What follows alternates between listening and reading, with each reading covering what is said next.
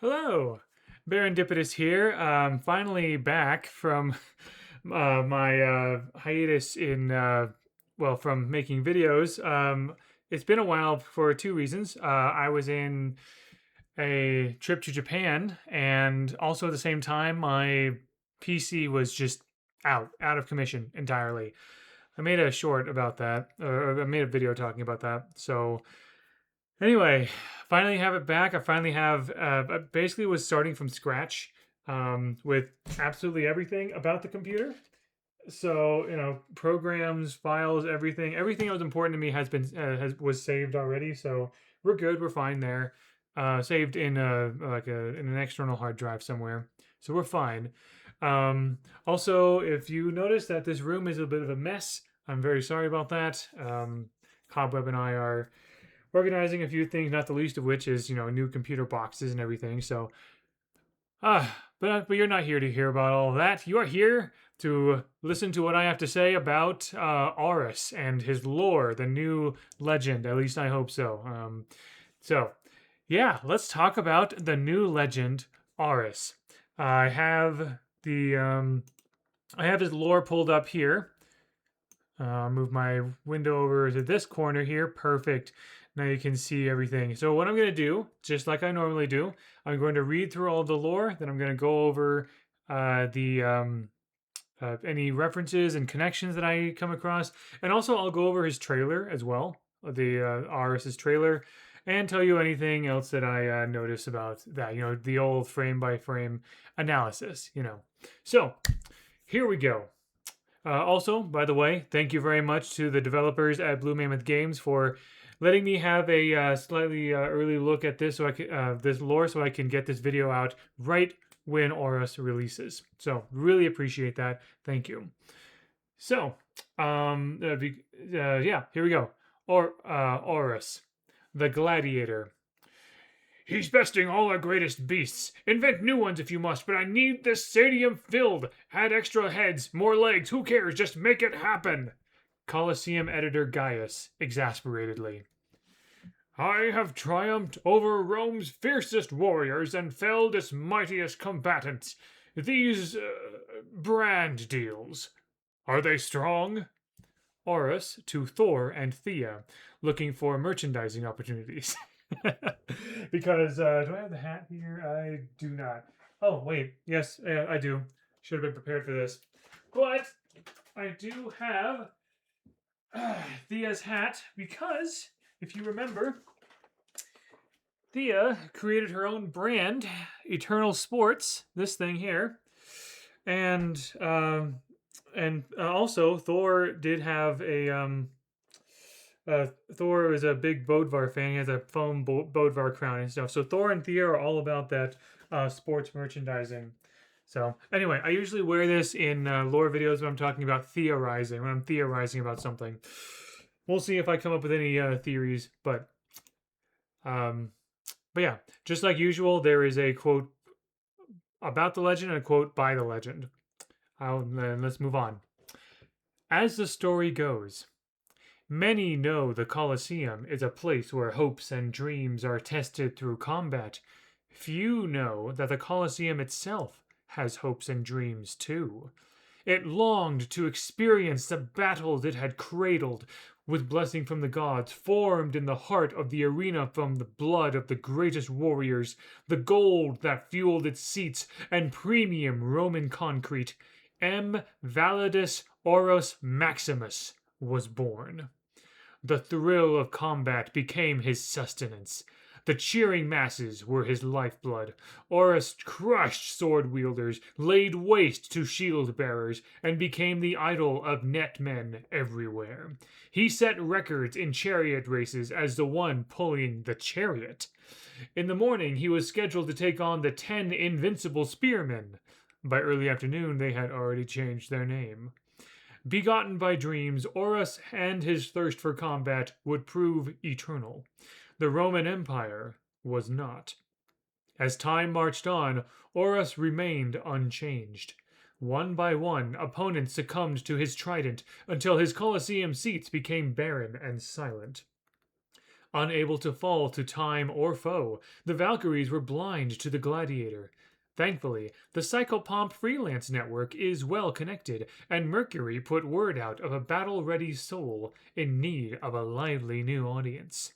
Now, Aurus revels in Thunderguard's center stage. He sleeps there in preparation for upcoming matches, which Zariel protests is against runes and regulations. The Grand Tournament has no shortage of adoring fans, and Aurus is eager to have a new crowd to fight for, one that will carry him through eternity. So, fantastic lore, as always. Lots of really hilarious and cool stuff in here. Let's talk about it. So, of course, first of all, Aurus comes from Rome, ancient Rome, right? You know, the Roman Empire and all that, right? You probably also definitely heard of the Roman Colosseum, one of the most famous ancient buildings ever, really. And in here, it says that the Colosseum itself had hopes and dreams. It's like the Colosseum, the Colosseum itself had a kind of a will or spirit of its own. That reminds me a bit of how in Artemis's lore, the universe has, it says we may not know if the universe has a will, but we do know it has an immune system, an immune response. So, and it sounds like the gods blessed the Colosseum. It says, with blessing from the gods, Aurus was born, formed from the heart of the arena, from the blood of the greatest warriors, the gold that fueled its seats, and premium Roman concrete.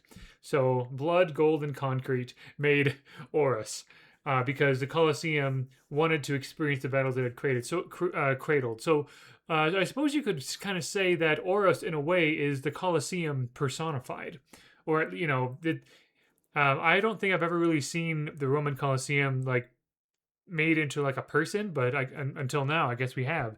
That also explains the gold on his chest. He's like this. I guess he's probably like flesh and bone, but he's also like, when it says the gold that fueled its seats, it's like the money that people were paying, or maybe the money that people were betting on different outcomes. Right? Gold would be changed and exchanged all over the place there. So really a really cool embodiment and symbol of what the Roman Colosseum was. Now, obviously, all of this very much heavily glazes over a lot of the bad things about gladiator matches back in ancient times, right?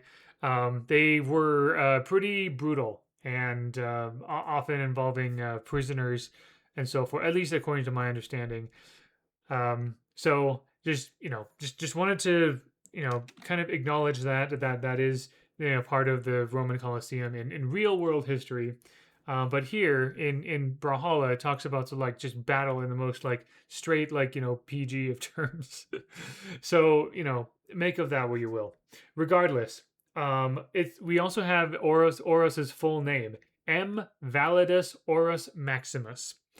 So as far as I can understand, we don't know what the M means. Validus, I believe, I looked up Latin meanings for each of these words, each of these names. Validus is like greatest or strong or something like that. Aurus is related to gold, and then Maximus, maximum, right? So M, strong or great, gold, maximum, or most gold, and that kind of thing. However, not only that, gold is definitely a part of Aurus, but I'm reminded of the phrase maximum aura with him. Aurus Maximus, aura maximum, right? I'm guessing that was intended. Also, I think it would be hilarious if the M stood for Maximus again. If it was really Maximus Validus Aurus Maximus. That would just be such a Brawlhalla thing to do, right? Anyway, continuing on, the next paragraph talks about his battle prowess. Crushed sword wielders, laid waste to shield bearers, became the idol of net men everywhere. You will see in his signatures that he fights with a net, just like gladiators did, right? Also, it says that the thrill of combat is his sustenance, the cheering masses, his lifeblood. It kind of reminds me a bit of how with Hattori. She has demon blood within her because she exchanged blood with a demon to to marry the demon and get demonic powers. And she just has this insatiable rage for battle, and they're only slaked by for battle. And then here, it seems that Aurus literally was born to fight and to fight for a cheering crowd. And so Valhalla is definitely a perfect place for him for that. Also, the next paragraph. He set records in chariot races as the one pulling the chariot. There is one other legend who we know of who has done a horse race as a horse, and that is Caspian. He ran the Kentucky Derby disguised as a horse. I think he won the Kentucky Derby once disguised as a horse. Is that true? Yeah, he won the Kentucky Derby disguised as a horse. So Aurus is also the one pulling the chariot. Maybe he didn't run like a horse, but he certainly, hooked the chariot to himself and ran it, which is hilarious and ridiculous. In the morning, he was scheduled to take on the 10 Invincible Spearmen. That's capital T 10, capital I Invincible, capital S Spearmen. 10 Invincible Spearmen. But by the afternoon, they had already changed their name because Aurus defeated them. Maybe he found their collective Achilles heel. But yeah. Begotten by dreams, Aurus and his thirst for combat would prove eternal. And of course, as we all know, the Roman Empire fell, and Aurus basically outlasted the Roman Empire because of just the nature of his creation and just himself, right? I noticed that he doesn't actually have any pupils. Is that okay? Maybe, yeah, he doesn't have any pupils at all. I guess that kind of contributes to his sort of like he's not really human exactly, not fully. Anyway, so yeah, one by one, opponents had come to his trident, and he just couldn't die of old age, basically. And he wasn't being defeated in battle, kind of like Bodvar was not losing. Bodvar barged his way into Valhalla. Aurus was basically ignored. Like, Valkyries did not notice him at all because he wasn't dying in battle. Why would they notice him, right? But thankfully, the Psychopomp freelance network is well connected. And Mercury put word out of a battle-ready soul in need of a lively new audience. So, first of all, Mercury, of course, in case you don't know, the Roman god of the Roman messenger god. His Greek name is Hermes. So Hermes and Mercury, basically the same person. Different names for essentially the same deity. Now, and so Mercury / Hermes is kind of the psychopomp of Greek and Roman mythology. Psychopomp meaning the one who guides souls to their rightful afterlife, right? Hades and Pluto was the lord of the dead, but Hermes / Mercury helped guide souls. So it's that job of guiding souls to maybe like Charon, the boatman, or something like that, right? So, Psychopomp Freelance Network, huh? Where have I heard Freelance Reaper before? Any guesses? Anybody? This right here, ladies and gentlemen, and everybody, is the first legend confirmed to have been brought to Valhalla by Nyx. We have several legends that have confirmed to have been brought by Bryn, but we knew that Nyx was is in the Psychopomp business, but we had no idea who Nyx brought. We just know that Nyx came to Valhalla because she was supposed to take care of Queen Nai's Aztec deity, and botched the job. So chased after Queen Nai, and also there's some cosmological cold cases in Valhalla, so Nyx decided to stay there to deal with it, and of course, the graphic novel shows that whole story about why Nyx got to Valhalla with like Taros and all that kind of stuff. But up till now, we have not had any records whatsoever, or any confirmation of who Nyx brought to Valhalla. Now we know Nyx was able to pick up some extra cash or whatever she earns by bringing Aurus to Valhalla, which is awesome. Mercury put out a word in the Psychopomp freelance network, and Nyx responded. I'm assuming it's Nyx because, as I'll show you, there are a couple of posts that seem to strongly, so basically imply that. And essentially, anytime you see a repeated word or phrase that you really only see once or twice in the whole rest of the lore, Psychopomp freelance network, there really is only one character that fits, and that's Nyx. And so the developers intentionally put in some of this vague wording to kind of like hint at something when basically, yeah, without saying it, they're saying, without actually saying the words, they're saying that Nyx brought Aurus to Valhalla, which I think is really cool. So Aurus revels in Thunderguard's center stage. So Thunderguard, of course, is the map with the two big platform, like the soft platform in the middle, and the big Colosseum looking place, right? He also sleeps in Thunderguard, which is funny to me. Zariel protests that is against runes and regulations, not rules and regulations, runes and regulations. I love this little detail because one of Bryn's quotes is, "Most Valkyries are too by the runes to see greatness." So in Valhalla, instead of rule book, they say rune book. So the word rune is sometimes used in place of rule for Valhalla, which I think is really funny.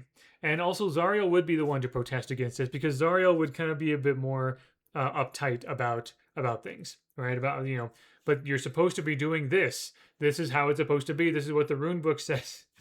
Anyway, and yeah, the Grand Tournament has no shortage of adoring fans, and Aurus is eager to have a new crown to fight for, one that will carry him through eternity. So yeah, this is if you've ever wanted 300, the Battle of Thermopylae, one of those gladiators in Brawlhalla, now we have it, and that is super exciting. I think that is really cool. I love that it's Spear Chakram. I love Spear. Spear is very fun. And I've always been a fan of like spear and shield, like fighting with shield and fighting with spears, just in general. Lots of really cool warriors fight that way, just throughout history and in fiction. And so Spear Chakram, and since Chakram is basically a shield, I'm very excited about this. And the Aurus' signatures look a lot of fun as well. So let me see here. Let me try to fix the window capture if I can. Perfect. So yeah, now we're gonna look at the Legend Reveal trailer. I'm just gonna go one frame at a time. Well, we'll watch the whole thing first, but then I'll go one frame at a time and go over any details that this adds to it.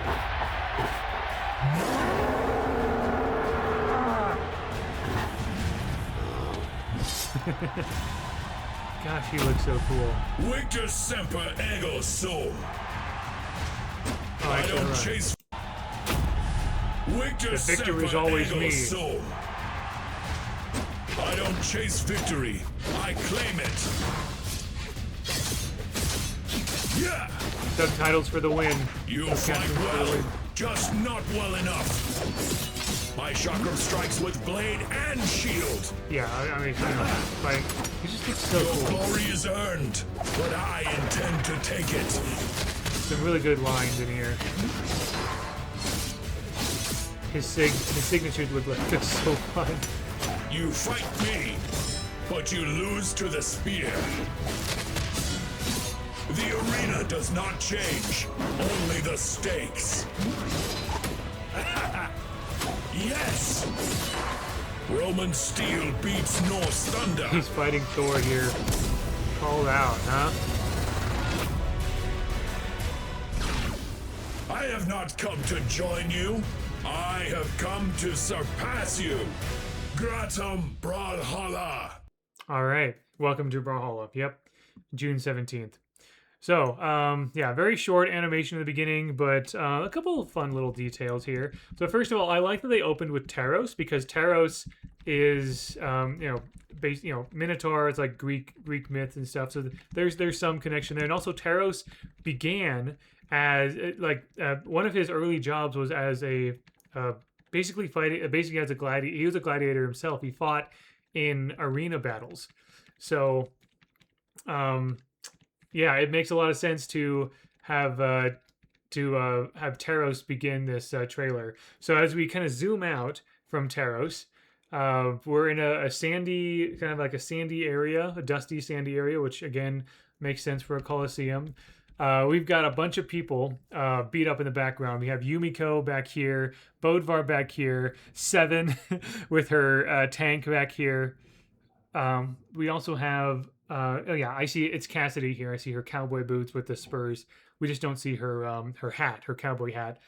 Ada right here, as well as Vrax, just kind of like in the fetal position, like cowering, and Vrax's throne right here in pieces.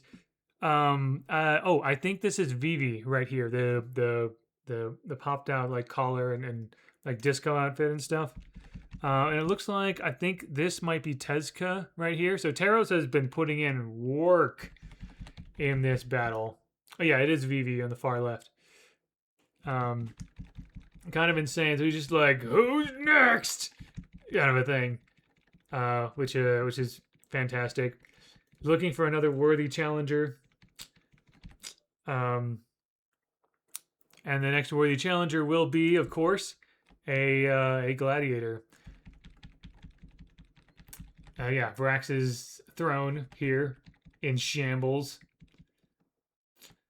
And then, yep, the wind blows, and here is Aurus.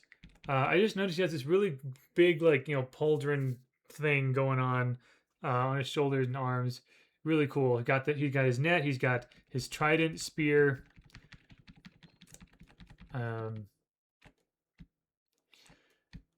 What else? He's just standing there menacingly, or just striding up menacingly. Taros notices.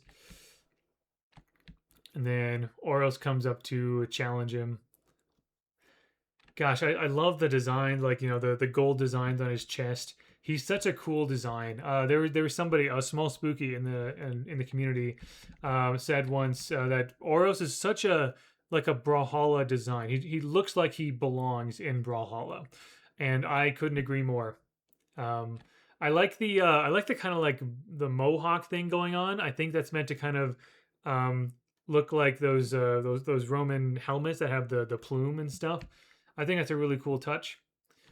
But anyway, of course, then we go into like the different skins. So here is him fighting Taros. I love that for the most part, when it comes to the gameplay examples in these trailers, they do a good job generally of choosing legends and skins that fit the theme of the character. So here we have Aurus fighting Taros. Then we have Aurus fighting Gladiator Magyar next, which is fantastic. Then we have Aurus fighting Warrior Jaehyun in Batavia for some reason. Aurus fighting Zul. Zul definitely would be a character a legend that would be all in on this kind of action. Then Aurus against the I forget what that skin is called, but this kind of samurai Orion thing in this Ninjas Through Time map. And yep, against Barraza in this apocalypse type map, against Loki in this Battle Pass 9 map. Because Aurus has boar armor, and Loki has like this snake armor. So Free Smith Inquisitor Aurus is a really cool skin. I have to wonder if this was at least partially inspired by Warhammer 40k, because just the name Free Smith Inquisitor just kind of like brings to mind stuff from like Warhammer and stuff. And also like his spear is called like Imperator something or other. Anyway, he's fighting against Dogfighter Vrax. And then, yep, against Thor as well, just like what we had before. So there we go. And then I also wanted to kind of point out some, I'm not sure if, so yeah, lots of stuff about mid-season. I don't think, oh yeah, Zeustos is amazing. Some amazing art has been made of Aurus already, which is fantastic. Oh yeah, I wanted to bring up some stuff that left stick posted. So this was one of the um, posts that Brawlhalla made before Aurus was revealed. This is kind of a teaser, right? So here we have a Nyx figurine from the Brawlhalla card game, which that card game should be released sometime next year, but they have like a prototype thing. So that in a sort of a Colosseum type area. And what I love is about this is that one of the devs, Left Stick Down, shares some of these photos of an actual like rock made Colosseum, like part of a rock garden. So this is where those pictures were taken. This is kind of the evidence that I have, the additional evidence I have besides the word freelance, Psychopomp freelance network, that Nyx is the one who brought Aurus to Valhalla. But yeah, I just thought this was really cool, just seeing these unedited photos of this Roman Colosseum thing. It's perfect, like perfectly to scale for Nyx and what they needed. So anyway, that's what I've got for Aurus. I'm very excited to try out the legend when he releases, which should be right about now when this video is out. And yeah, just like with every legend, each legend comes with new lore. Each legend is not just an update to the game in terms of gameplay with the weapon combination and the signatures and whatever. It's also an update to the lore, and we got some really cool little lore nuggets there. So, what do you think about this? What are you most looking forward to about Aurus? What do you like about Aurus's story and his background? Let me know in the comments below. And thank you very much for watching. And until next time, all the best.